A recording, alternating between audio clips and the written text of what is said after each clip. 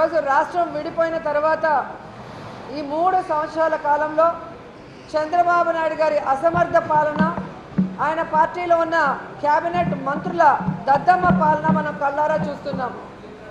ఈరోజు గంటా శ్రీనివాస్ గారు అలాగే నారాయణ గారు వియంకులు ఇద్దరు కూడా ఈ రాష్ట్రంలో విద్యా వ్యవస్థను ఎలా భ్రష్టు పట్టిస్తున్నారో మనం కళ్ళారా చూస్తున్నాం. ఈరోజు ఎంత సిగ్గుచేటంటే చంద్రబాబు నాయుడు గారు రాజకీయ అవగాహన లేని ఒక నారాయణకి మొత్తం పార్టీని ఆయన చేతిలో పెట్టిన విధానం మనం చూసాం.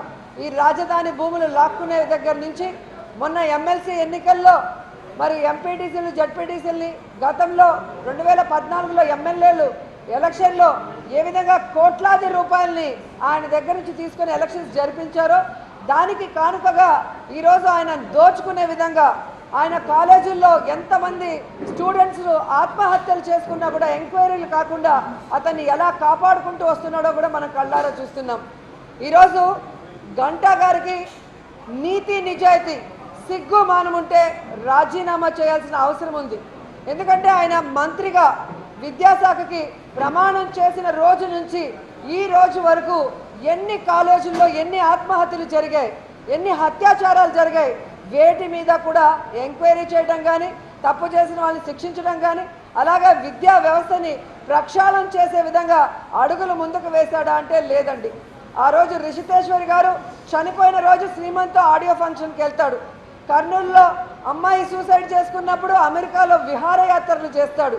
అలాగే ఈరోజు ప్రశ్నాపత్రాలు లీక్ అయి ఈరోజు రాష్ట్రం అంతా కూడా లక్షలాది మంది విద్యార్థులు తమ భవిష్యత్తు ప్రశ్నార్థకంగా మారితే దానికి సమాధానం చెప్పకుండా తన ఆస్తుల్ని ఏదైతే బ్యాంకులు జప్తు చేసుకుంటుంటే వాటి నుంచి బయటపడడానికి ఢిల్లీలో వెళ్ళి పెద్దవాళ్ళ కాళ్ళు పట్టుకోవడానికి కూడా దిగజారిపోయాడే కానీ అసెంబ్లీకి వచ్చాడని నేను ప్రశ్నిస్తున్నాను.